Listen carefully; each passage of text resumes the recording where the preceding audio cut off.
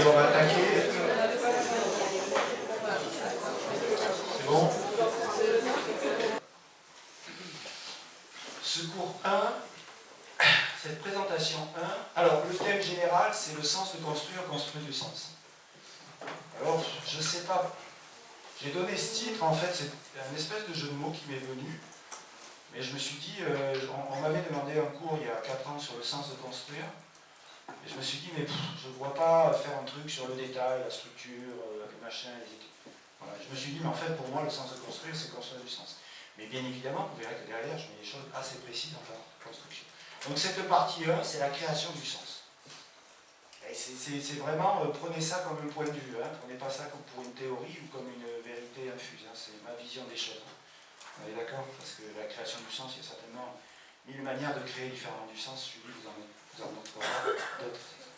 Et après, dans les différents cours, on observera différentes choses, on ira vers la notion de métamorphose, la notion de souvenir, de paysage intérieur, de composition, etc. Préambule. Alors ça commence par un truc qui me tient à cœur. Ça commence par, moi je suis non pas passionné parce que je ne connais rien, mais je suis intéressé par l'astrophysique.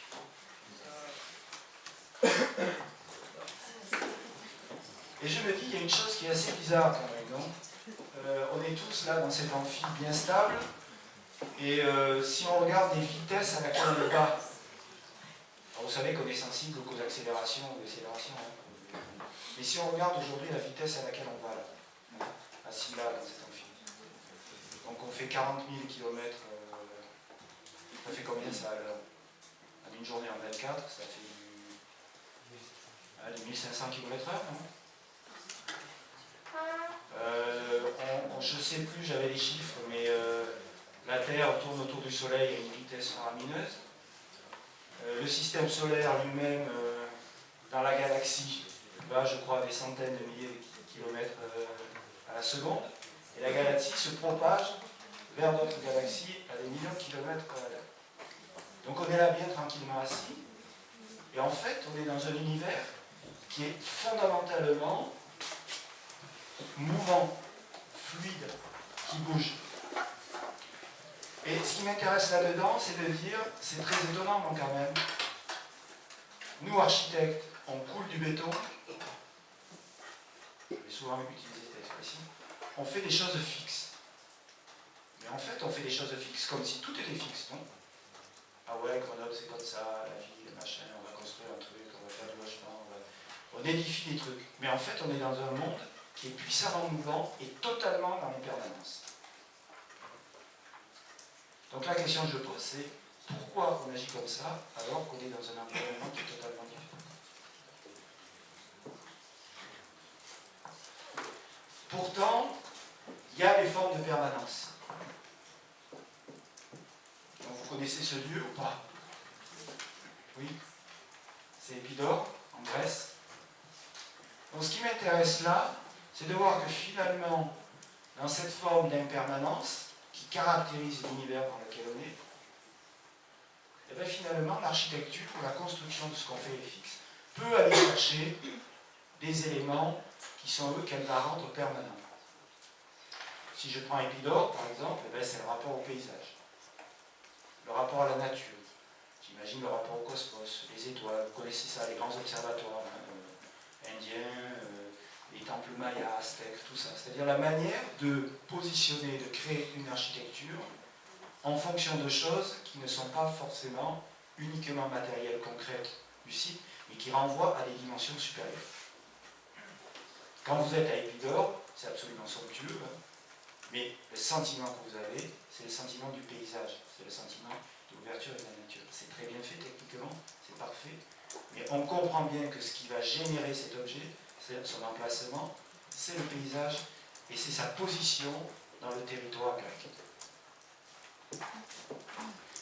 Donc la notion qui va m'intéresser au fur et à mesure dans l'ensemble de ces cours, c'est finalement, nous édifions des limites.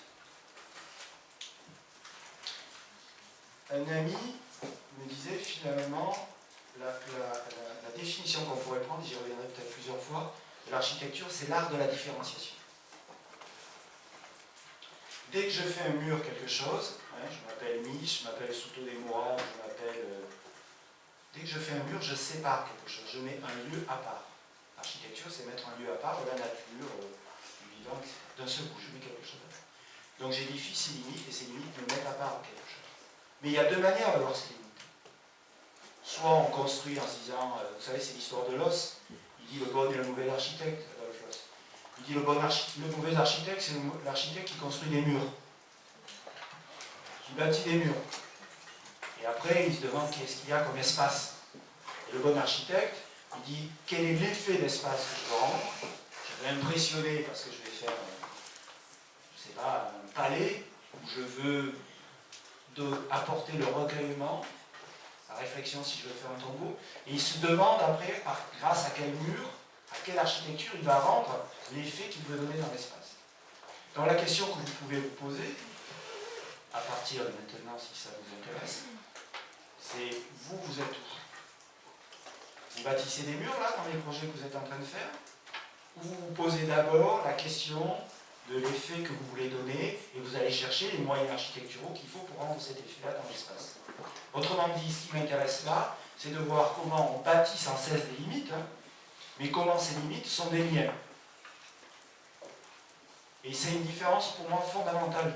C'est-à-dire pour moi, je fais ce pari-là de la non-séparation de l'architecture d'avec le lieu, le cosmos, la nature, le paysage, etc. Donc pour moi, faire de l'architecture, c'est créer des liens et des relations.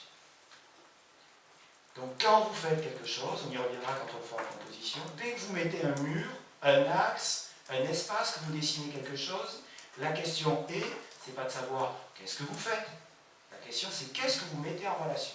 Vous êtes toujours en train de mettre en relation. Composer, c'est mettre en relation. On le verra, une perspective n'a aucun intérêt, un axe dans un projet n'a aucun intérêt, si vous n'êtes pas capable de dire ce qu'il y a au début et ce qu'il y a à la fin. Ce que vous mettez en relation entre les deux. Or, la plupart du temps, vous dessinez des axes, vous dessinez des symétries, et ils sont comme si c'était valable à eux-mêmes. J'ai pris cet exemple-là, parce que pour moi, c'est la chose la plus belle. Là, je suis au Portugal, là, la plupart du temps, c'est mes photos de vacances. Voilà, qui ont fait la terreur de mes filles quand elles étaient petites. Parce que je passais mon temps à photographier dans les vacances. Donc, je suis au Portugal. Je suis, je sais plus, je suis en Algarve, dans une ville, je me souviens plus le nom, et il y a une forteresse. Je vais au bout de la forteresse et je trouve ce petit édicule architectural. Donc vous savez tous ce que c'est. Ouais, ça va. C'est voilà, un endroit où, pour une personne, pour surveiller ce qui se passait au loin, etc. Bon, d'après moi, c'est le plus petit espace architectural qu'on puisse imaginer. Il protège une personne, il n'y a même pas de quoi s'asseoir, parce que le mec, il ne faut pas qu'il s'endorme. Il est debout, il est protégé de la pluie, il a une fenêtre, il regarde l'horizon. Donc c'est le plus petit endroit, le plus petit espace architectural que je puisse imaginer. Maintenant, observons cet objet. Il est au Portugal, il n'est pas n'importe où. C'est-à-dire qu'il est sur la côte atlantique. Qu'est-ce qu'il regarde? Il regarde l'Afrique. Donc, qu'est-ce qu'il va surveiller? Il va surveiller des invasions possibles des Sarrasins ou des musulmans vers l'Espagne et vers le Portugal. Donc on comprend que ce petit objet, il est à une pointe assez stratégique. La fortification n'a pas été bâtie nulle part, vous le savez. Elle a été bâtie à un endroit extrêmement précis par rapport à la capacité d'observer, la capacité peut-être de débarquer ou pas à un point stratégique pour les ennemis. Donc ça veut dire que déjà la fortification est à un endroit très précis, dans un contexte géographique et culturel, historique très précis. Regardant deux continents qui se font face, séparés par une mer, avec des actions et des événements possibles entre les deux, et là on trouve cet objet qui est censé observer quelque chose d'encore plus précis. Donc ce petit élément architectural, extrêmement petit, on comprend que sa raison d'être, ça le dépasse complètement, non? Elle est continentale quasiment, son sens. Donc comprenons ça. Je peux le voir comme un objet assez fascinant, ou je peux le voir comme quelque chose qui met en relation des choses incroyablement plus larges et plus vastes. Alors ça nous amène à une question qui est fondamentale. Est-ce que vous vous la posez dans vos projets? La question des échelles. Pour moi, souvent j'ai des jeunes qui viennent me voir, parce qu'on reçoit beaucoup de stagiaires de 3e à l'agence. Et j'ai des jeunes qui viennent me voir quand ils veulent faire archi, qui me disent: Gilles, je veux me préparer au concours d'architecture, comment je peux faire? Et je leur dis, pour moi, je leur donne juste un concept. Je leur dis, quel que soit l'exercice, l'image, le thème qu'on va te proposer lors du concours, applique cette méthode.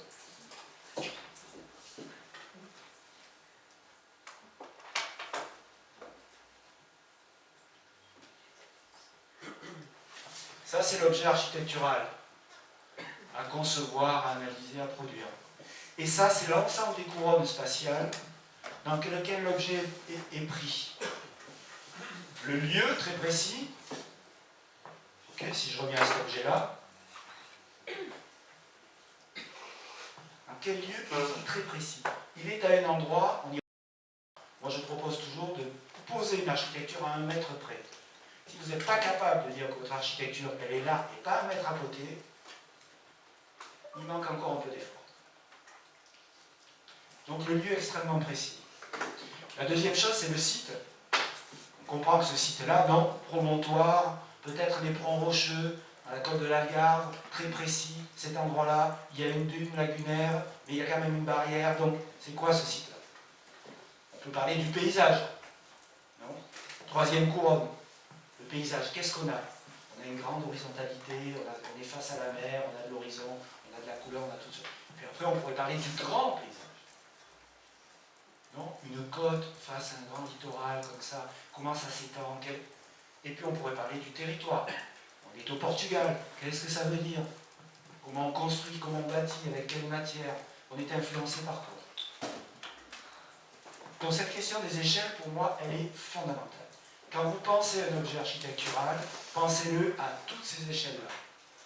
Et plus vous pourrez penser à un objet à ces échelles et le tirer jusqu'au territoire, plus vous serez gagnant.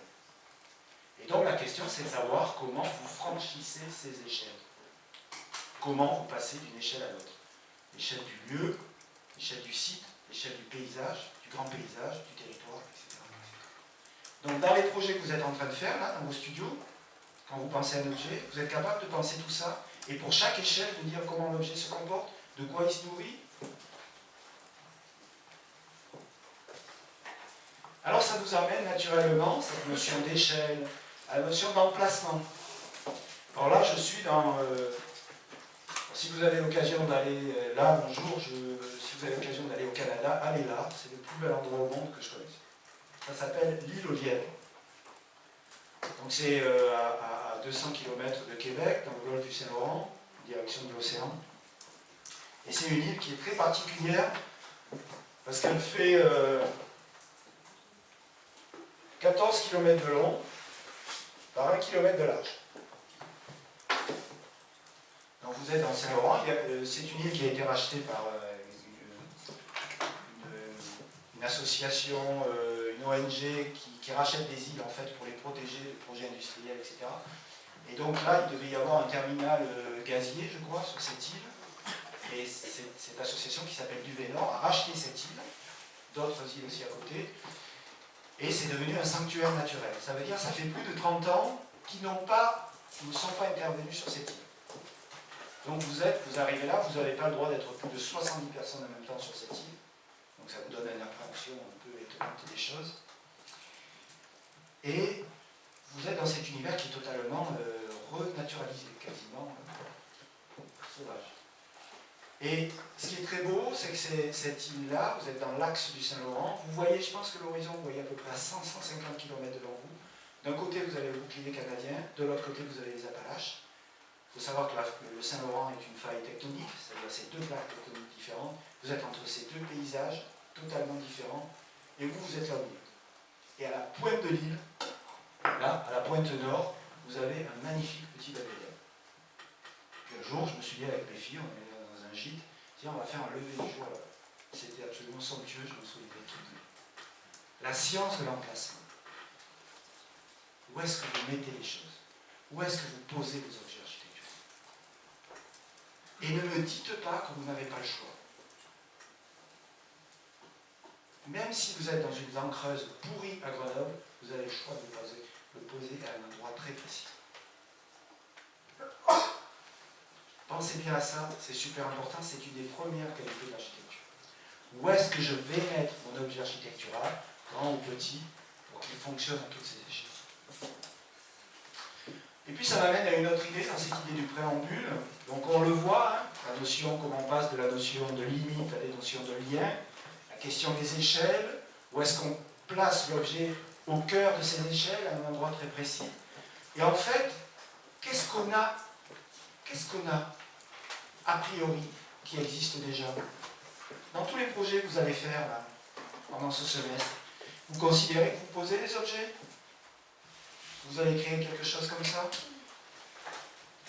Alors moi je pars du principe inverse, je ferai un cours là-dessus, c'est la notion de métamorphose. Autrement dit, qu'il y a un lien direct entre la nature, le paysage et l'architecture. Et que notre boulot à nous, c'est pas de poser des objets dans un site qui vont s'imposer, c'est de transformer les matières du site et petit à petit en faire de l'architecture. Et quand je dis matière du site, hein, on va le comprendre, c'est pas juste le lieu, l'emplacement, la topographie, les matières, etc. Mais c'est aussi le paysage, vous l'avez compris, c'est l'idée du territoire, mais ça peut être aussi un événement. Quelle heure est-il? Est-ce qu'il neige? Est-ce qu'il pleut? Sous le soleil? Comment ça fait? Etc. Et c'est une notion que moi qui m'intéresse énormément, c'est la notion de nature-architecture. D'habitude, je les accole, nature-architecture, ou comment on le voit ici, à un moment donné, il y a une ambiguïté qui s'est créée. Il y a une continuité parfaite qui s'est créée. D'où cette notion de métamorphose. Alors, certains d'entre vous vont travailler sur des ruines avec Julie. Je trouve ça particulièrement passionnant. C'est-à-dire comment, en fait, l'architecture, et on a un cours là-dessus, la nature se transforme toujours en architecture, et l'architecture réinterprète sans cesse la nature. On verra comment dans le paysage le plus sauvage, il y a déjà énormément d'architecture. La lisière d'un lac ou d'une forêt, c'est une forme d'architecture. Et quand on va dans les très grandes abbayes cisterciennes, vous comprenez bien que ce que vous trouvez au cœur de l'abbaye cistercienne, c'est quoi? Au centre. Hein? Le ciel? Quoi d'autre?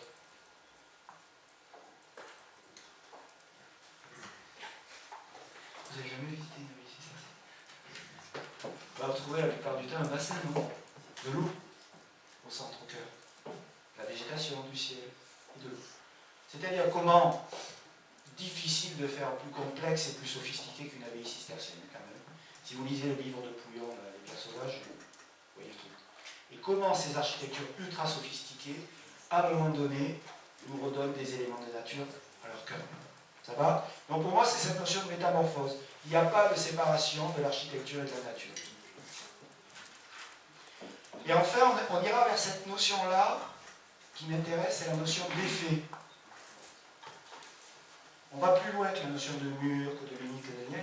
C'est-à-dire, comment, à un moment donné, un philosophe que j'adore a dit « L'esprit retardera toujours sur la nature ». Oui.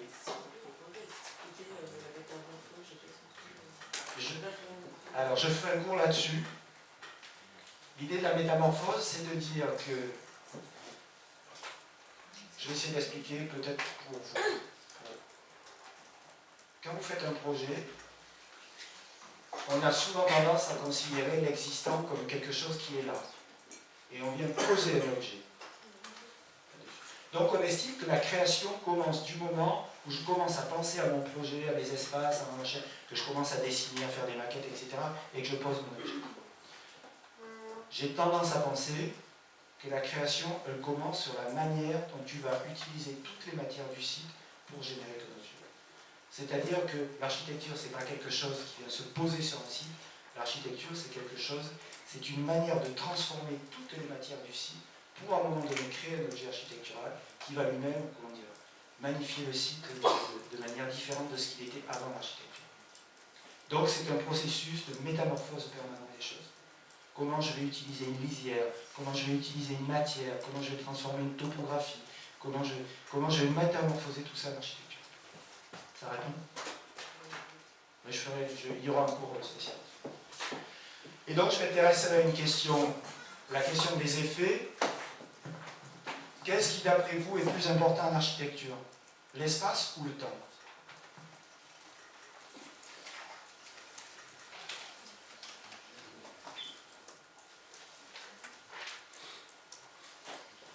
Qu'est-ce qui, d'après vous, est le plus important en architecture? Maintenant, imaginez tous, chacun d'entre vous, un lieu, un espace magnifique que vous avez vécu, je m'en fous si c'est de l'architecture, le plus beau souvenir d'espace que vous ayez.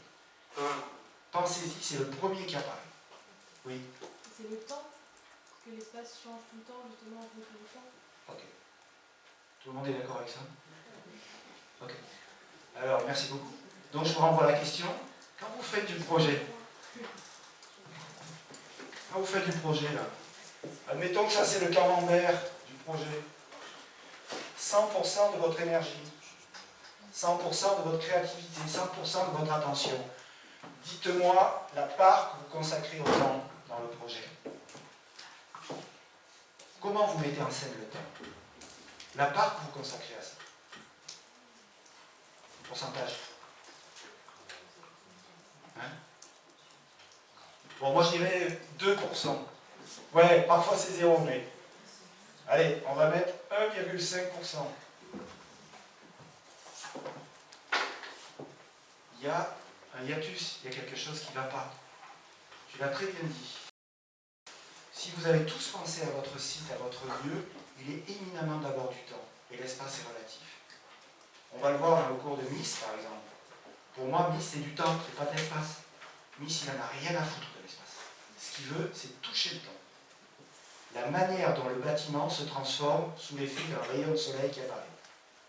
Et le bâtiment, il devient opaque ou transparent, en une fraction de seconde. Je peux vous dire, c'est la plus belle chose que vous puissiez imaginer en architecture. Si vous avez visité le pavillon de Barcelone, vous savez ça. C'est un espace qui se métamorphose en permanence. Pourquoi vous pensez que le mec il va chercher de l'inox, de l'onyx, il va mettre de l'eau et tout ça dans son truc? C'est pas pour faire joli. C'est une manière de faire que ces matériaux soient réactifs au temps. Un léger rayon de soleil, un reflet, l'obscurcissement du ciel, quelque chose comme ça. Donc la qualité et la catégorie fondamentale de l'architecture, c'est comme dans le cinéma, c'est comme dans la littérature, c'est comme dans tout art, c'est le temps. Et l'espace est secondaire. Comprenons ça. Ça veut dire que plus vous serez capable de créer des effets dans votre projet, liés à la lumière, liés au temps qui passe, à la météo, à la manière d'aborder, de vivre un lieu, d'ouvrir une très grande façade comme le fait Tom Kundig, de transformer les choses, il y aura un cours là-dessus aussi, plus vous touchez la caractéristique fondamentale de l'architecture, le temps, la durée. Observons quand même ceci, si on dit que c'est majoritaire, allez, moi je dirais 60%. Si on pouvait consacrer juste 50-50, ça serait bon. Donc posez-vous cette question, on l'abordera, c'est la question, ce que j'appelle des effets, c'est-à-dire quand vous concevez un mur, hein, Tadao Ando a très bien expliqué ça, en béton, le béton il dit je m'en fous. Ce qui m'intéresse, c'est la qualité de la lumière, de la réflexion du soleil sur mon béton. C'est ce que dit Edward Hopper, hein, peintre américain, qui dit moi ce qui m'intéresse, c'est pas les gens. Ce qui m'intéresse, c'est la manière dont un rayon de soleil va frapper le personnage. Alors, tout ça, pourquoi? Tout ça pour vous dire que c'est cette question du sens, cette question de la métamorphose, du rapport à la nature, au cosmos, la question des liens, des effets, etc. Moi, c'est des questions que je dois me poser en permanence dans mes projets. Parce que moi, je fais des projets sur des tout petits bâtiments dans des très grands sites. La plupart du temps, là, je vous montrerai cet exemple tout à l'heure, j'ai un site qui fait 2500 hectares, vous voyez à peu près le truc, quoi.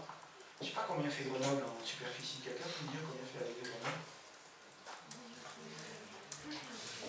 Non? Je ne sais pas. En tout cas, c'est énorme. C'est une réserve naturelle dans les Landes de 2500 hectares. Je construis une maison, un centre d'interprétation face à un lac qui fait 580 hectares et mon truc, il ne fait pas 1000 mètres carrés. Donc, comment je donne du sens à un objet? C'est ma question. C'est-à-dire comment je fais du tout petit dans du très grand et je fais que ça ait du sens entre les deux. Ça va? C'est pour ça que je vous présenterai. Alors ben, j'ai mis ce dessin-là pour conclure ce préambule, parce que pour moi c'est fondamental.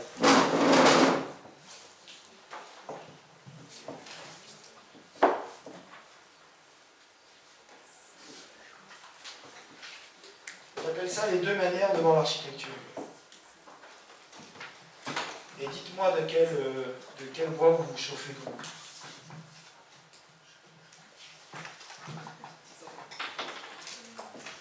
La manière, je dirais, traditionnelle qu'on a de penser l'architecture, c'est ça. Ça, c'est un site, et j'ai imposé un objet dessus, non? Alors, je suis un architecte grenoblois qui fait du logement social pour je ne sais pas trop quoi. Je ne me pose même pas la question de savoir comment je le pose. Je fais mon logement, et voilà. Roule ma poule, ça donnera bien ce que ça donne. Si je commence à être un bon architecte, je me dis, ah ouais, quelle forme ça a, ce truc-là, etc., la structure, et puis peut-être je vais jusqu'à me dire, il faudrait peut-être que je fasse un plan des abords quand même, un petit truc paysager, comment je vais accéder, etc. Voilà. Mais là, je reste dans une catégorie qui est de dire, je pose un objet. Et ça va peut-être répondre à ta question sur la métamorphose. Moi, ma vision de l'architecture, c'est celle-là. C'est-à-dire, j'estime que j'ai un site. J'estime que j'ai quelque chose qui peut être un ciel, une météo, toutes sortes de choses. J'estime que dans ce site, j'ai une topographie particulière, que j'ai du vent qui arrive à un endroit, que j'ai une très belle vue qui va se passer ici, qu'à un moment donné, il peut y avoir de la neige, ça va modifier les trucs, que le soleil se lève ici, que la nuit, j'ai des étoiles qui vont être par là si je veux observer les choses, que j'ai peut-être une rivière, une résurgence d'eau, des forces un peu ici, puis je peux aller chercher de l'eau ici, etc. C'est-à-dire que, pour moi, la vision d'architecture, c'est une manière de donner corps, vous avez compris, j'ai des forces, et l'architecture, c'est ce qui vient capter, rassembler, donner forme à ces forces. Autrement dit, pour moi, elle est impermanente, l'architecture. C'est juste une manière de formaliser de manière extrêmement temporaire, ça peut durer, des choses qui sont impermanentes. Donc je renverse la proposition.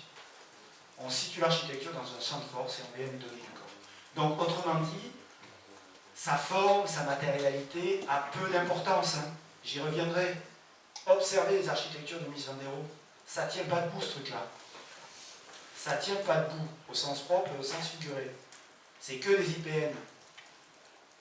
Par contre, je peux vous dire que c'est une manière de capter le site, de capter la ville, de capter le territoire, de capter le lac Michigan à Chicago, de capter Montréal, de capter tous les endroits où il construit, de capter à Berlin ou à Barcelone, de capter des choses incroyables, et de les incorporer au sein de l'architecture. Ça va pour ça? Édifier des idées. Donc partie 2. Alors ça encore, c'est un a priori très personnel. Mais je me dis finalement, imaginer, créer, magnifier, rêver, symboliser, inventer, ça c'est le rôle de l'architecture. Vous avez déjà visité une maison de Palladio? Alors ça fait quoi? Qu'est-ce que tu dirais? C'est complètement symétrique à l'intérieur, les espaces magnifiques. Ouais. Quoi d'autre? Creuse un peu. Juste symétrique et magnifique? Non,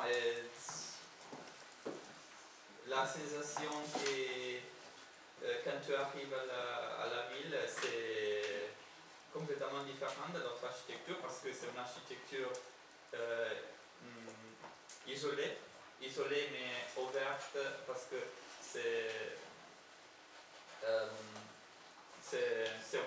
une architecture pas incorporée dans une ville, c'est à l'extérieur de la ville, donc toute l'attention s'est concentrée dans sa ville et c'est spectaculaire, je pense. c'est différent de l'autre architecture du Palladio qui se trouve dans les villes. Ouais. Ok, quelqu'un d'autre a visité les maisons de Palladio? Bon, alors, il va falloir vous aider, les gars. Bon, j'ai pris Palladio, bien évidemment, parce que tu as raison, c'est un modèle. Allez voir les maisons, les palais de Palladio, c'est absolument somptueux, quoi. C'est un modèle de vide. Hein. C'est ultra composé, ultra symétrique, il y a des plans de composition, c'est comme les architectures baroques, hein. C'est des trucs de fou, absolument incroyables. Donc c'est ultra géométrique, mais on comprend que derrière, on le verra, c'est tout un rapport au territoire, au rapport à la villa, au territoire agricole, à la Vénétie, etc. etc. Édifier des idées, parce que je me dis finalement, regardons un peu les modèles, les grands modèles de patrimoine commun, hein, les abbayes cisterciennes, les cathédrales gothiques, tous ces objets-là qui sont absolument incroyables, c'est des idées qui sont édifiées.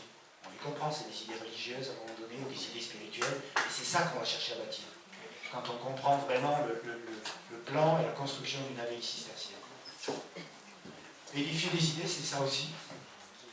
Je ne connais pas, mais j'ai discuté avec Maud, mon assistante, hier, on a mangé ensemble, et elle me disait qu'elle avait visité la Chupissu. Je lui dis, c'est marrant, c'est une des images que j'ai. Elle me dit, Gilles, je suis monté là-haut, là, dessus, là. Elle me dit, j'ai eu l'émotion de ma vie. Et pourtant, Dieu sait si c'est Disneyland. Je ne sais pas si vous avez visité le truc, mais elle m'a dit, c'était somptueux. Mais pourquoi vous pensez que les mecs se sont fait chier à aller construire un truc là-haut? Ils n'auraient pas pu se mettre n'importe quoi. Ils ont construit une de leurs capitales là-haut. C'est qu'ils avaient autre chose en tête que juste édifier les murs et construire des machins pour se protéger du vent, de la pluie, etc. Édifier des idées, c'est ça aussi. C'est Petra, Jordanie. Pourquoi on va sculpter une falaise pour la mettre en palais? Alors vous, qu'est-ce que vous faites quand vous construisez? Quand vous faites vos projets? Vous avez le sentiment de quoi faire? Fabriquer des objets ou édifier des idées? Donc ça pose la question. Quelles idées souhaitez-vous édifier? Et puis je me dis finalement, il y a un point un peu aveugle dans l'enseignement de l'architecture aujourd'hui. C'est la question du symbolique, non? Je peux vous parler pendant des heures de l'imaginaire. Je pourrais vous parler pendant des heures de la métaphore. Je pourrais vous parler pendant des heures de la créativité. Est-ce que je pourrais simplement évoquer le mot symbolique? C'est-à-dire, si vous avez visité les grandes chapelles, etc., vous connaissez Rosslyn Chapel en Écosse ou pas? Non? Ouais, vous avez visité ça? Non? Hey, cette chapelle, c'est un truc de fou. J'ai pas la photo là, mais tout, c'est une chapelle. Mais oui, elle était dans le film Le Code de Vinci. Là. Et cette chapelle, tout à l'intérieur de la chapelle est sculpté.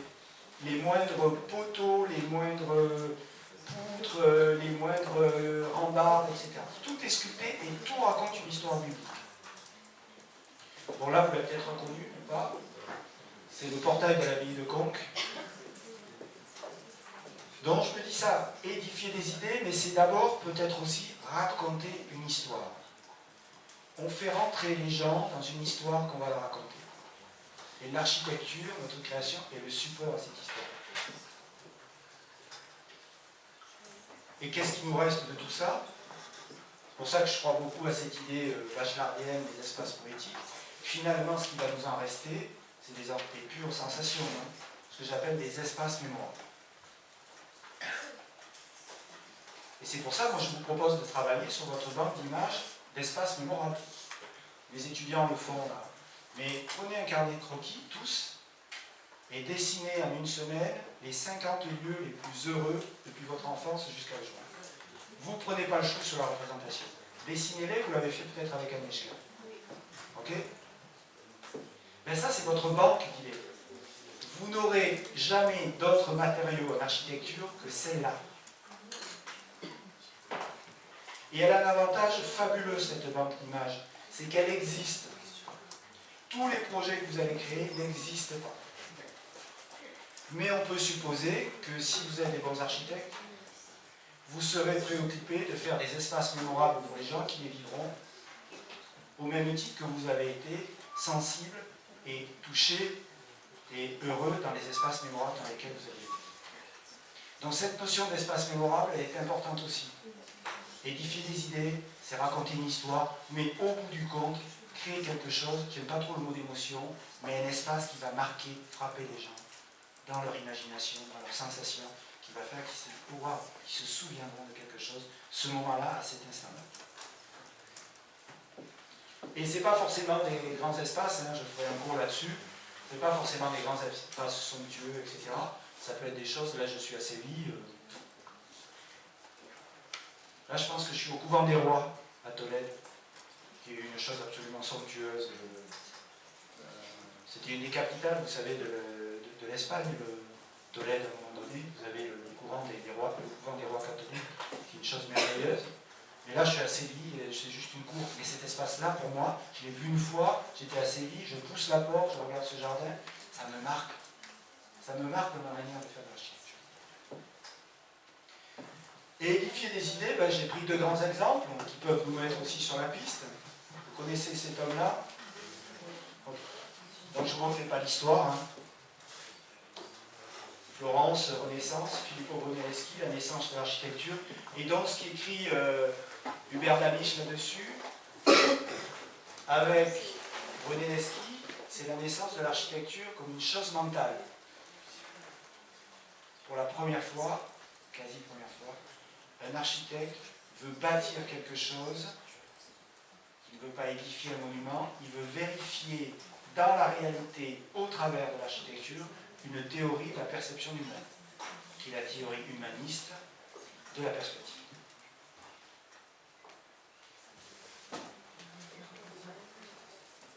Bien sûr, ça crée des espaces, vous connaissez ça aussi ou pas? Santo Spirito. Vous n'avez pas visité? Si, quelqu'un a visité. Qui? Santo Spirito? Ouais. Ok. Mais moi, si. C'est pas grave. Chacun son truc. Moi, s'il n'y avait qu'un espace que je voudrais sauver, c'est celui-ci. On me dirait, bon, maintenant, tu vas mourir dans, je sais pas, 36 heures. Tu veux voir quoi? Je dirais, je veux aller à Florence et je veux voir Santo Spirito encore une fois. Mais alors, c'est un truc de fou. Là, à l'image, ça ne rend rien. Hein. Mais si vous allez un jour à Santo Spirito, l'extérieur, c'est un truc de malade, c'est très simple, c'est tout blanchi, et vous rentrez dans cet espace-là, c'est somptueux.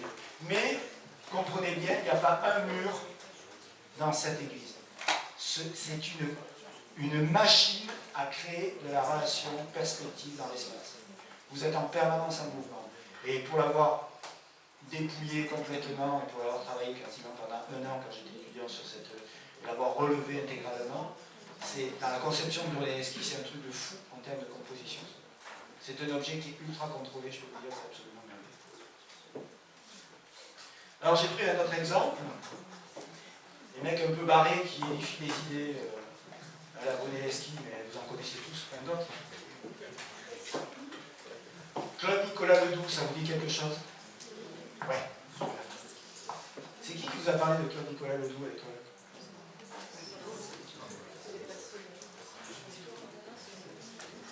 Catherine? Catherine Moumi? Sophie? Ok. Alors, ils ont dû vous montrer ça. Vous connaissez ça? Ça, vous l'avez visité, non? Ok. Bon.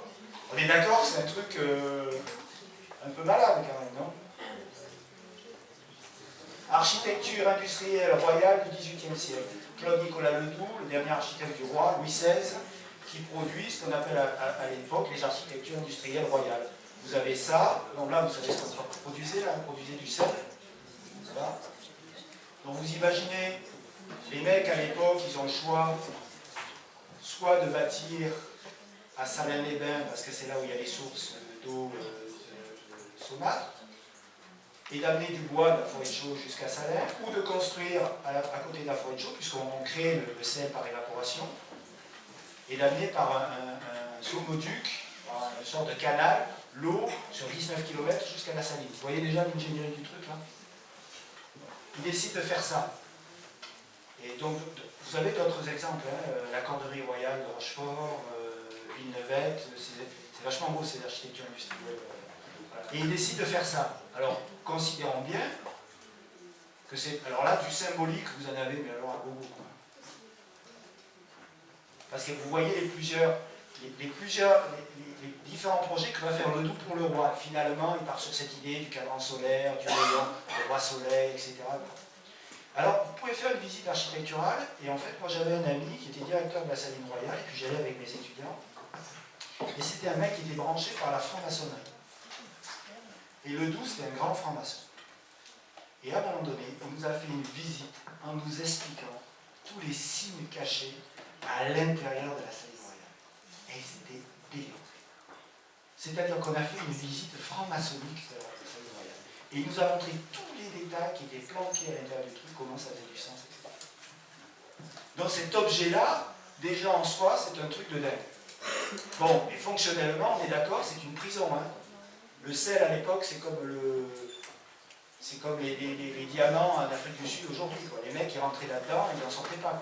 C'est pour ça que vous aviez l'église avec la maison du directeur, les trucs pour évaporer, tous les éléments pour les forgerons, etc. Et puis là, vous avez les habitations, et là, vous avez les jardins qui leur permettraient, les jardins vivriers, de vivre sur place. Vous ne sortiez pas avec du sel. Hein. Une fois que vous étiez là-dedans, c'était une prison. Donc déjà, en soi, c'est tout un univers.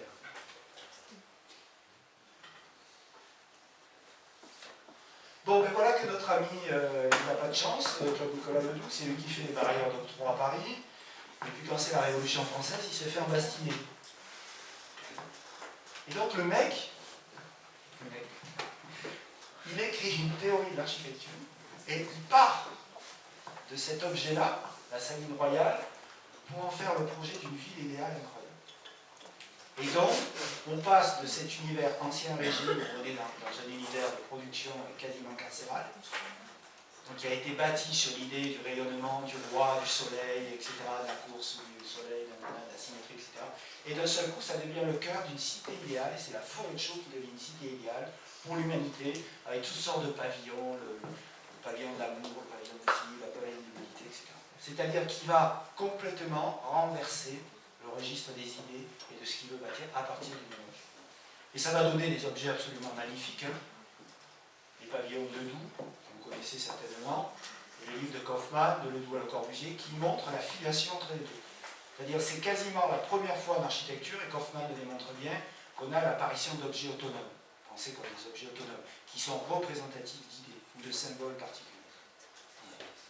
Et je pense que un jour je me prêterai au jeu, je prendrai les photos de maquettes de Ledoux, je les transforme un peu, je les Photoshop, je ne sais pas faire, mais j'ai demandé à faire, et je vous fais croire que c'est des projets de japonais. Je pense que vous le pouvez. Un projet de Ando, peut-être des projets de Sahana, même si je transforme bien les trucs. Donc on est, vous imaginez, quand je dis édifier des idées, c'est-à-dire comment à un moment donné, déjà, il y a eu toute cette intelligence mise dans l'objet, toutes ces idées, le rapport à la royauté, le rapport au pouvoir, le rapport à la franc-maçonnerie, ce rapport au territoire incroyable. Boum, ça produit un objet, mais celui-là, on va édifier notre idée, une théorie générale de l'architecture liée à la Révolution française et aux idéaux humanistes qui vont produire des objets absolument incroyables. Ça va ? Construire du sens. Je vais essayer rapidement. Donc on voit ça, cette notion-là, à quoi sert l'architecture. Il est caractérisé par quoi le sens? Si on est d'accord avec ça,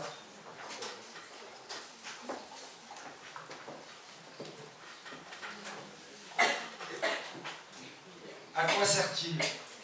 Sur quoi repose-t-il? De quoi se nourrit-il? Comment s'incarne-t-il?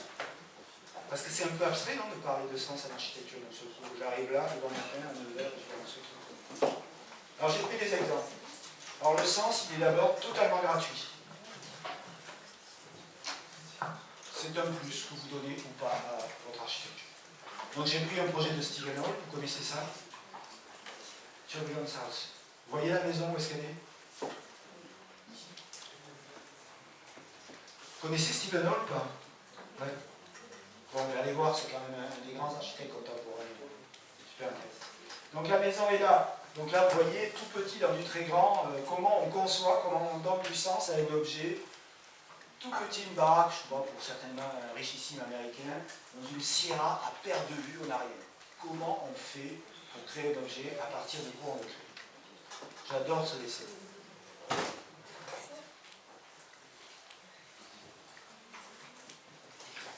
L'idée de Stephen Hall, c'est finalement, c'est de me dire, mais qui fait la caractéristique de ce paysage? Ce qui va me générer mon objet, c'est tout ça là. C'est la sierra, au sens accumulation du temps, non? C'est quoi tout ce truc-là? C'est une matière sédimentaire, non? Creusée par des canyons, soumis à des pressions énormes pendant des millions d'années, qui me donne une matière sur laquelle je vais poser un objet. Donc vous imaginez, on est déjà dans le temps, on n'est plus du tout dans le cycle, on est dans le cosmos, on est dans des trucs qui nous dépassent complètement. Ben lui, il prend ça, il dit finalement, j'en fais la matière de mon architecture. C'est-à-dire que mon architecture, c'est juste l'émergence ponctuelle,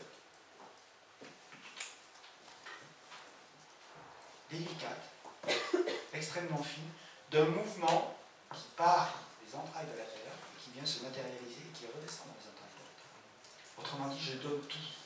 Je donne à voir la couple stratigraphique. Je donne à la pensée, pas à la voir. Je donne à voir l'accumulation du temps, la matière, d'un seul coup, mon objet, tac, juste une émergence comme ça. Et après, ben, une fois qu'on a ça, on peut faire ce qu'on veut, quoi. On s'appelle Stephen Hall, on peut le plaquer de métal, on peut... Voilà. Mais en fait, le truc génial, c'est que non content, c'est ça, mais c'est ça. C'est-à-dire, la deuxième caractéristique fondamentale pour lui du site, c'est le vent. On imagine hein, quand même un peu là-bas le type de température, d'accélération qu'il doit y avoir. Ça doit être un peu présent, non? Parce qu'il y a des photos sous la neige qui sont absolument, c'est pas toujours idyllique. Hein. Voilà. Et finalement, il dit, ce qui va me creuser ma forme, ce qui va me donner, c'est les turbulences du vent. Donc il modélise le vent sur dans le lieu précis où il construit, et c'est cette modélisation du vent, en fonction de la forme, qui va lui donner la forme de l'architecture. J'ai un ami au Québec qui travaille là-dessus, qui travaille sur l'ombre de la neige. Et j'ai mis un moment à comprendre ce que c'est ça.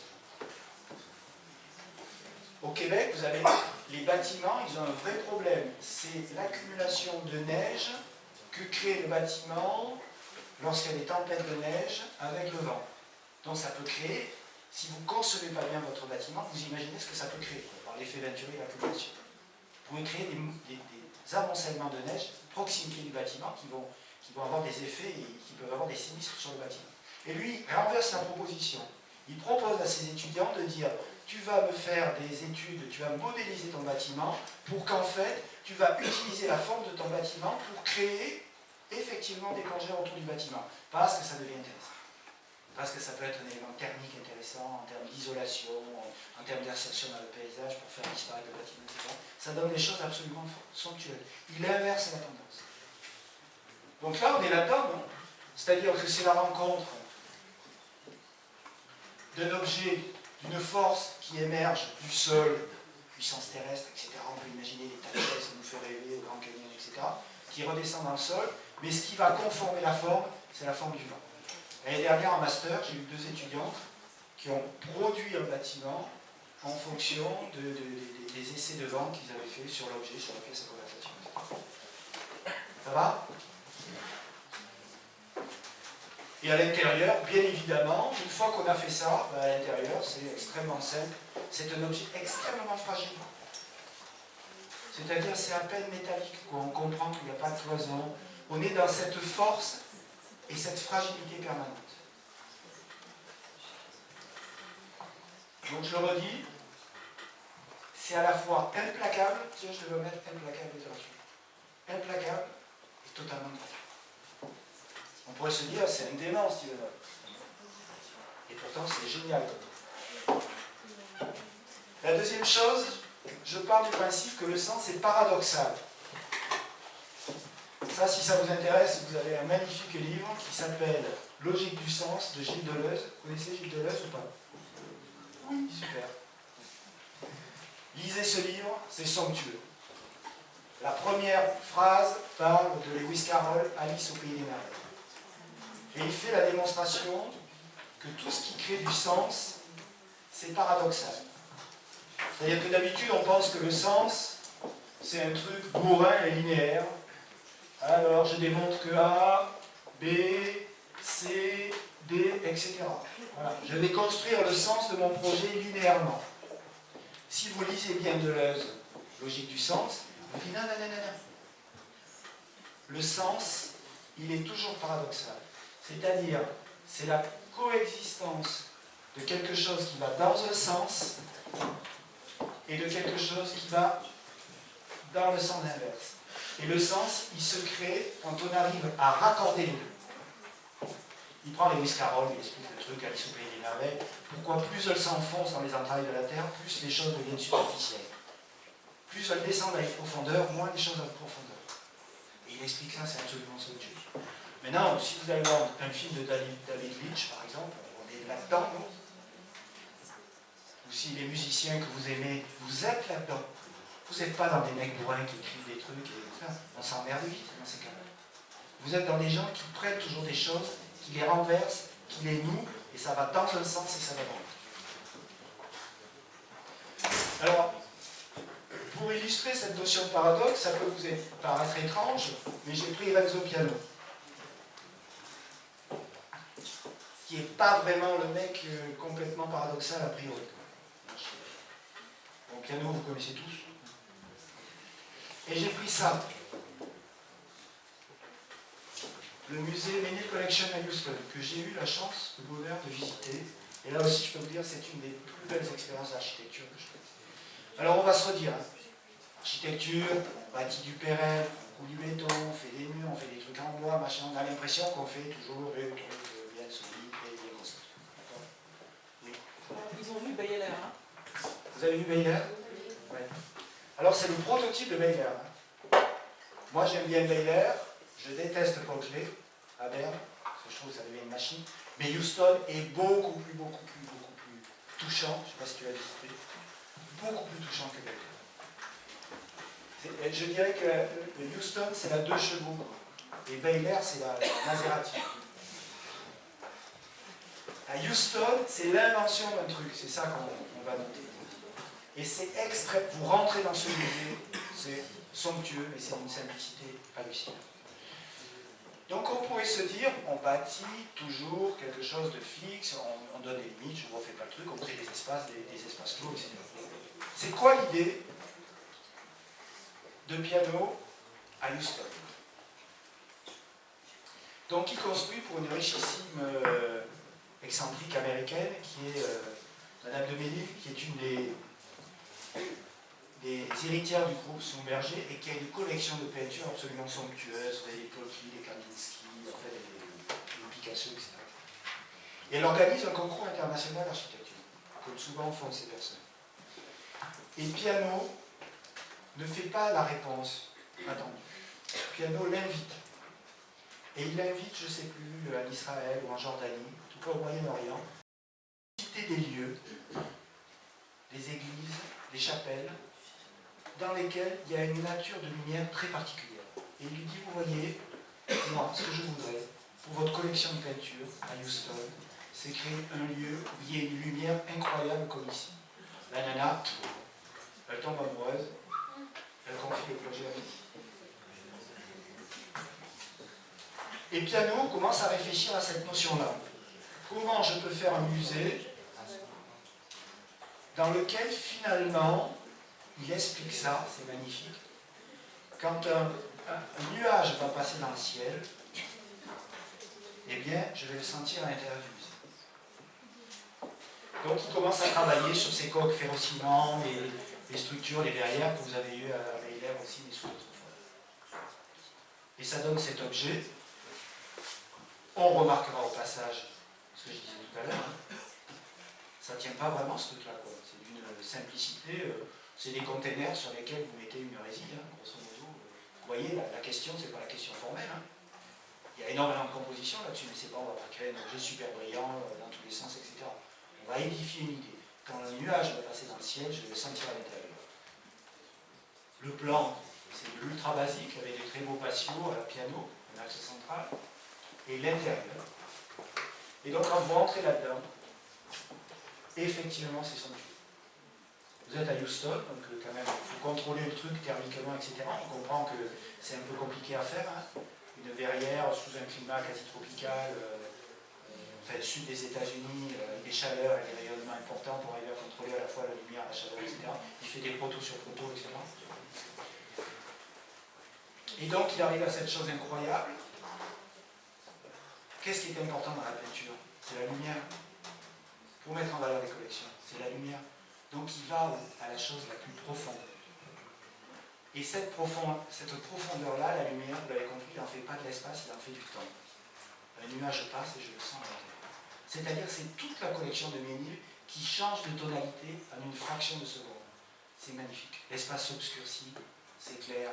Voilà. Moi j'ai passé une journée là-dedans, et je crois que j'aurais pu passer une journée et une nuit. Émilio en base, tout un théoricien d'architecture postmoderne, a écrit une chose très belle. Il dit finalement, ce que réalise Piano avec le musée de Ménil, c'est le rêve des architectes baroques, faire qu'il n'y ait plus de ciel, faire qu'il n'y ait que le ciel dans leurs églises et dans leurs chapelles. Eux peignaient des anges, des ciels, etc., des nuages, et lui, il a réussi ce rêve.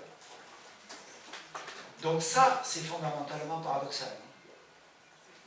Comment je vais faire une architecture qui fait que, en fait, je me sens à l'intérieur comme si j'étais à l'extérieur. Alors, vous ne pouviez pas y couper, hein. Donc, j'ai mis imaginaire. Ce qui m'intéresse là, vous allez voir, j'ai pris un projet spécifique. Ce qui m'intéresse là, c'est la troisième qualité du sens. 1, il est gratuit. 2, il est paradoxal. 3, il fait appel à votre imaginaire. Voilà.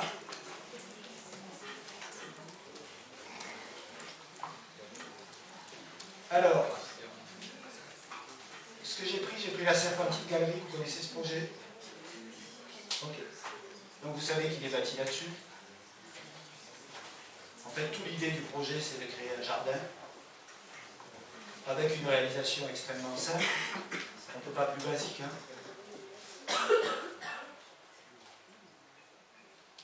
Vous voyez bien que, c'est ce que j'imagine, vous répète sans arrêt Jean-Christophe Grosso, vous voyez bien que les moyens, encore une fois, c'est des moyens qui sont au service d'une idée. Et c'est quoi l'idée là? L'idée, c'est celle-là, elle est très simple. C'est enclore un jardin dans un cycle. Et l'idée géniale quand même de Zumthor dans ce truc-là, qui fait qu'à mon avis, son pavillon sera toujours imbattable à la Serpentine Galerie, c'est qu'il ne fait pas une architecture. Tous les autres ont fait une architecture. Même Herzog de Mont, Nouvelle, tous les autres font une architecture. Lui, il ne fait pas une architecture. Même le projet de Sana, c'est une architecture. Lui, il fait un jardin. Et je peux vous dire que j'ai été assez dégoûté, parce que j'avais visité ce pavillon, et je l'ai vu juste le jour où ils l'ont détruit. Donc j'ai rien vu. Et je me suis dit, et là j'ai compris que l'idée elle était géniale. Il a créé dans un parc, pour un pavillon temporaire, Serpentine Galerie, le projet d'un jardin. C'est-à-dire que le bâtiment ne vivra, n'a vécu que le temps où a vécu le jardin, sa floraison, plus que le pavillon était construit au printemps à l'été. Et cette idée-là, elle est magnifique. C'est-à-dire c'est une pure idée imaginaire qui a géré, qui a provoqué le projet d'architecture. Tu sais que les plans, c'est les plans de la prairie américaine? Non, je savais que c'était un paysagiste anglais qui l'avait fait, qui avait sélectionné exactement la floraison. Ça va? Donc sans imagination, pas grand-chose n'arrive à l'architecture. Et enfin, oui. Ah.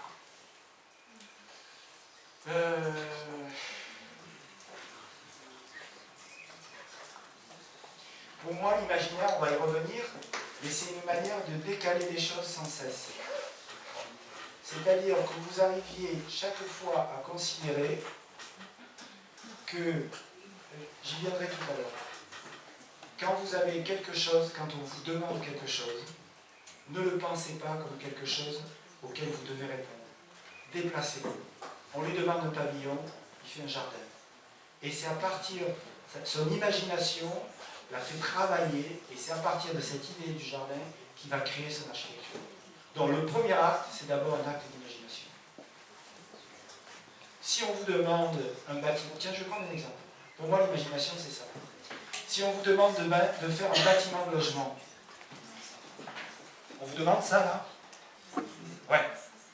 Eh bien, la première qualité que vous pouvez faire travailler, si vous faites travailler votre imagination, et si ce n'était pas un bâtiment de logement? Si c'était une usine, machine à vider. Si c'était un musée, si c'était un paysage, si c'était un jardin, si c'était une grotte, si c'était un ciel, si mon bâtiment c'était autre chose que ce qu'on me demande de faire. C'est-à-dire l'acte originel de la création du sens est un acte d'imagination. C'est-à-dire aller voir dans les choses, non pas ce qu'elles sont, mais ce qu'elles ne sont pas ou ce qu'elles pourraient être ou devenir.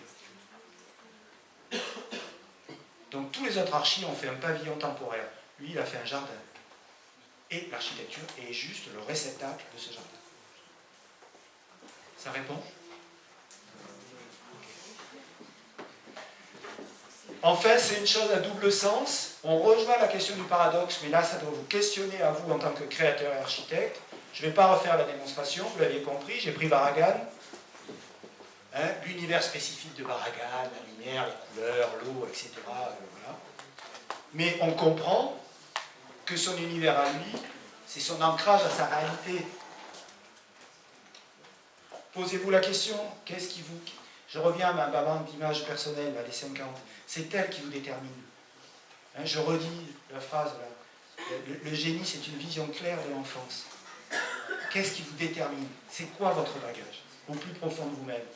L'espace de sensation qui fait que vous allez créer ça, à un moment donné. Le retransmettre.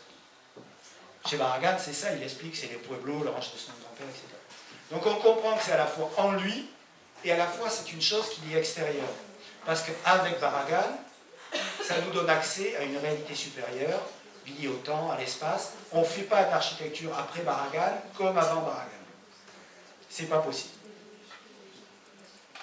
C'est pour ça qu'ils nous fascinent, ces architectes. Comme dit l'autre, ils redistribuent les cartes. Il n'y a plus les mêmes cartes dans le jeu. Donc on comprend que c'est à double sens. Le projet que vous allez faire, si vous vous posez la question du sens, c'est à la fois ce que vous allez lui apporter, votre vision à vous, votre essence personnelle, qui fait qu'il y en a 100 différentes, et à la fois, c'est un attachement au monde qui fait que c'est objectif. Vous allez chercher des choses qui font partie du bagage de l'humanité en général, la lumière, le vent, toutes sortes de choses. Et c'est ça les grands architectes, c'est ceux qui arrivent à faire ça. Ça va? Moi j'ai fait un petit croquis. Un double mouvement. Comme disait Paul Klee, attachement à la terre et projection dans le cosmos. Voilà ce qu'est la peinture. Mais on pourrait prendre Edward Hopper ou Deta ou Kandinsky. Donc pour répondre à ta question, j'adore cette phrase de Clément Rosset. Ce qui s'oppose au réel n'est pas du tout l'imaginaire, mais l'illusoire. L'imaginaire est un des modes d'appréhension du réel. Moi, quand un étudiant me propose un projet où il met une tonne d'imaginaire, je me dis, waouh, il y a du carburant dans ce projet. Et des fois, j'ai des étudiants qui me mettent une tonne d'illusoire dans le projet. Ils veulent faire ça, ils veulent faire ça, mais ils veulent faire ça, et puis ils partent dans des trucs, etc. Donc, il nous dit, Clément Rosset, il nous dit, c'est deux faux amis, imaginaire et réel. C'est pas l'imaginaire qui s'oppose au réel, c'est l'illusoire. L'imaginaire est une fonction du réel. Tant que vous n'avez pas imaginé, vous ne pouvez pas produire quelque chose de nouveau. Parce qu'il faut d'abord passer par l'imagination pour produire quelque chose. Et si on se met d'accord que l'architecture, c'est pas de refaire le statu quo comme il a été fait, ou comme il se fait toujours, mais de produire quelque chose de nouveau, faire qu'il y ait un événement qui existe, qui va nous donner envie de quelque chose, à ce moment-là, posez-vous la question. Ça va ? Je vais passer vite sur les 1000 manières. Ah, 10h30. Allez. Donc, pour produire du sens, 1000 manières. Vous avez la manière Glenn Murcutt. J'ai appelé ça vision naturelle. Bon, allez voir les monographies de Fromono hein, qui expliquent très bien comment, chez Murcutt par exemple, tout a de l'importance. Le vent, la manière de recueillir une goutte de pluie, et comment tous les détails, en fait, c'est une manière de voir la circulation des éléments naturels, c'est une symbolique naturelle. Vision technique, vous connaissez ça? Richard Orden, non? Allez voir, pour ceux qui sont amateurs de technique et de technologie, c'est absolument somptueux. C'est un mec qui fait des projets, c'est des espèces de projets industriels incroyables. Ça, c'est une petite... c'est en Australie, vous savez, un truc d'observation pour les maîtres nageurs. Pour les... Ouais, sur les plages. Regardez l'objet comme il est fait là. C'est absolument magnifique. Donc ça, c'est un imaginaire. Donc, on va dire Murcutt, imaginaire de la nature. Là, on est imaginaire de la technique. On est imaginaire presque de la voile maritime. Il va chercher dans un registre qui lui plaît. C'est un mec qui fait de la voile, qui est passionné de technologie, de machines, de trucs, etc. Ça peut être poétique. Vous connaissez ce bâtiment? Sverrefen, le pavillon de la Biennale, somptueux. On garde des arbres et on met... on pourrait en parler des plombes hein, de ce bâtiment. Jean-Christophe a dû déjà vous le commenter. Des voiles de béton extra minces. Et l'imaginaire de Fenn qui nous amène vers les bateaux, qui nous amène vers le mouvement, vers l'histoire. Je vous laisse lire la phrase.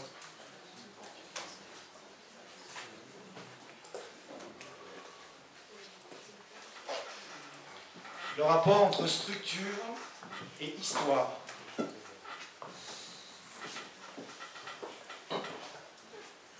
Nous devons avoir une histoire à raconter.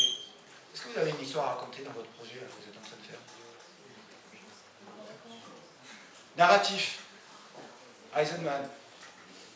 Le mec, il doit faire un projet dans un lieu qui n'a pas d'histoire, il va s'inventer une archéologie.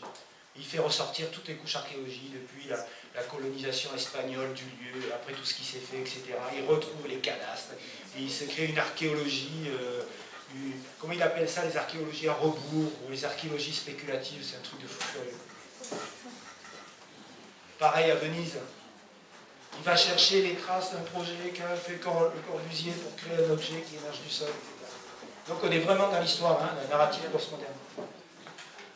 Métaphorique. Je peux vous demander un peu de silence? Merci. Avec Aldo Rossi et cafetières qui deviennent des objets, qui deviennent de l'architecture, qui deviennent de la ville. Cette phrase magnifique.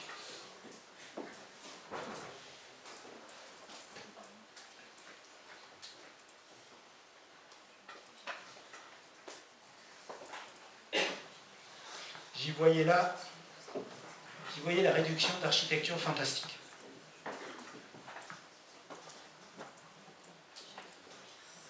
Ça peut être, la création du sens, ça peut être inspiré du paysage. J'ai pris James Cutler.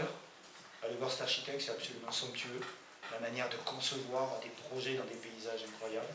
La présence de la forêt, etc. Inspiré du site, encore un projet de Cutler. Regardez comment c'est fait ce truc-là. C'est délirant parce que vous savez que si vous voulez préserver des arbres quand vous faites un projet, vous ne pouvez pas vous fonder trop proche, sinon vous abîmez les racines, etc., etc. Regardez comment il va exploiter la chose pour faire les fondations entre les piles des arbres existants. Il va monter sa structure sur un truc de bois, on ne sait pas si c'est un échafaudage, si ça appartient au site, à la forêt. Il vient poser ses objets dessus, etc. Comment il crée le sens inspiré de lui. Inspiré du lieu, j'ai pris le projet de la bibliothèque Electra de James Stirling, où il explique qu'il a conçu ce projet incroyable à Venise, et c'est plus une bibliothèque, il dit c'est un bateau pour Venise, c'est un bateau qui accoste à Venise, inspiré d'un élément. Vous connaissez Tom Condig? Petite maison ici, Alors on ne sait pas, est-ce que le site est inondable, vous voyez, il crée son petit objet qui est là, ou est-ce que c'est parce qu'il y a une quantité phénoménale de neige?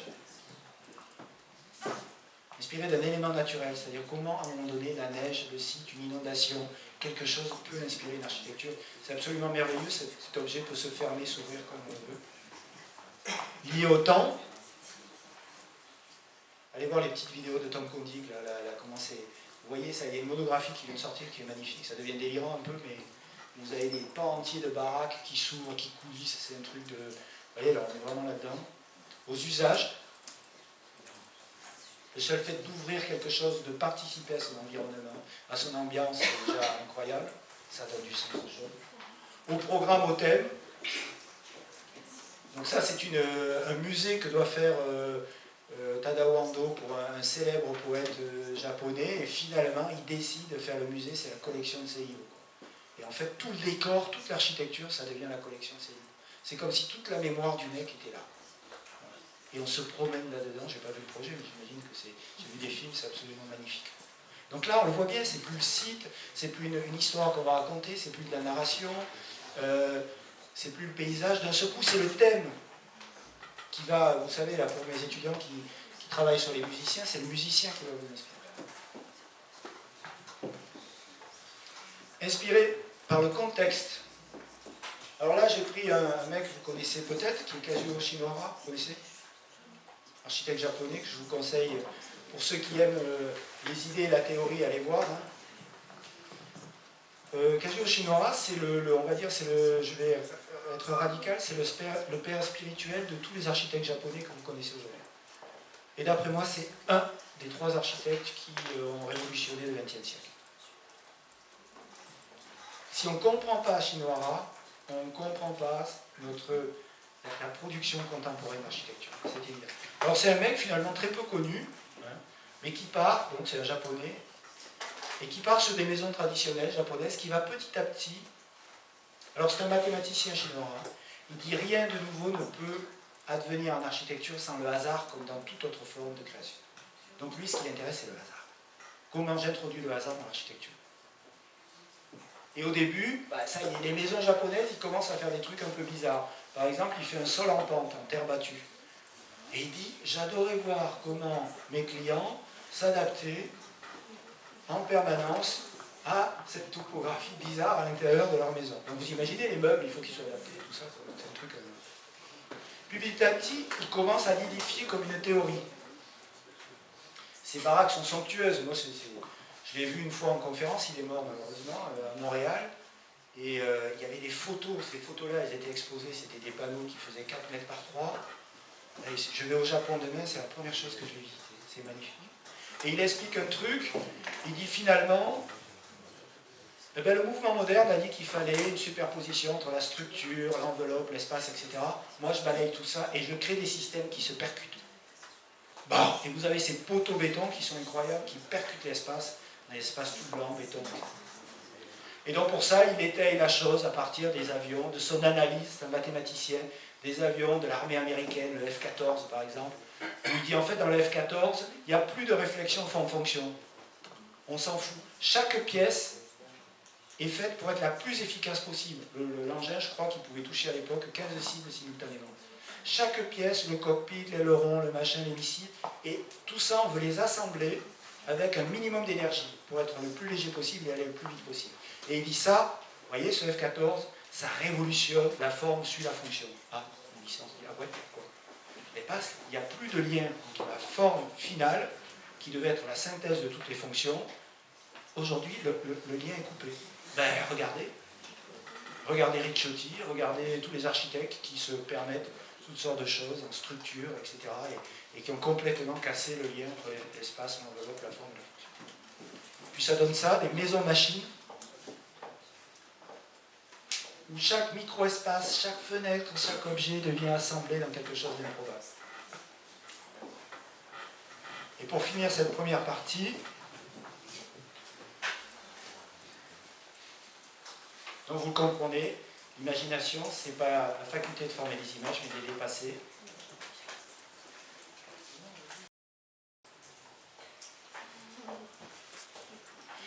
Donc mes 2 questions pour vous et pour vos projets. peu ce que je t'ai dit.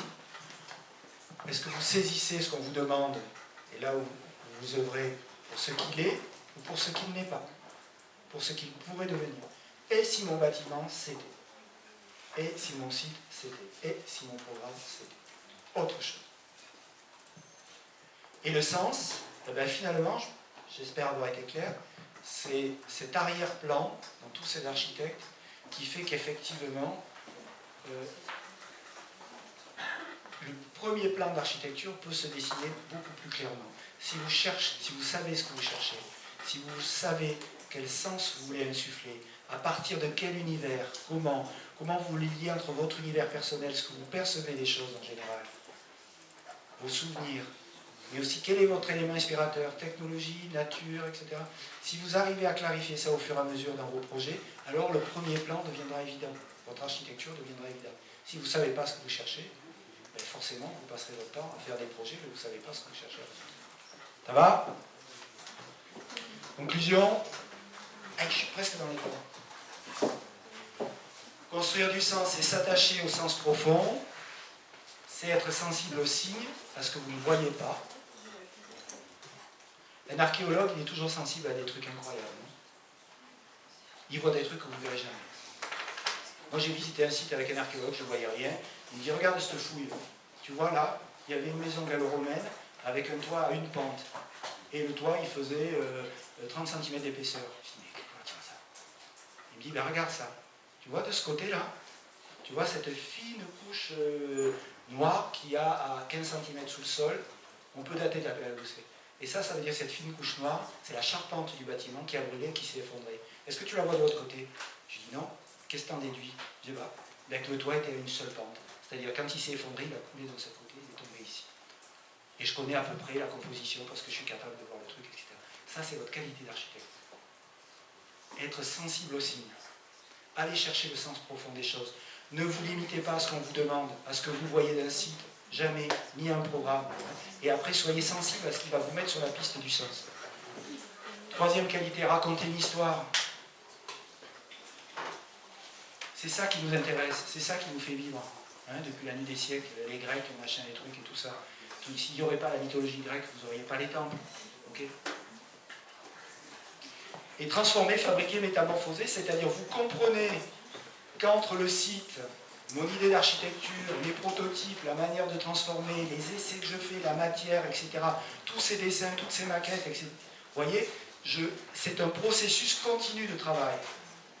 Arrêtez de penser qu'il y a un chantier et qu'il y a de l'architecture, et qu'il y a de la création et qu'il y a un chantier. Le chantier, il commence dès que vous commencez à tirer un trait. Parce que vous imaginez une matière. Vous faites une maquette, vous êtes déjà en train de fabriquer le bâtiment.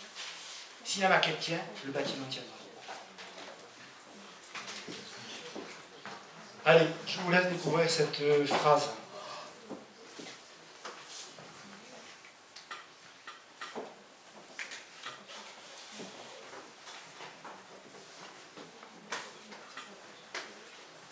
Alors, toute œuvre architecturale qui a été conçue, toute œuvre architecturale qui peut exister, ou qui existe, a été découverte.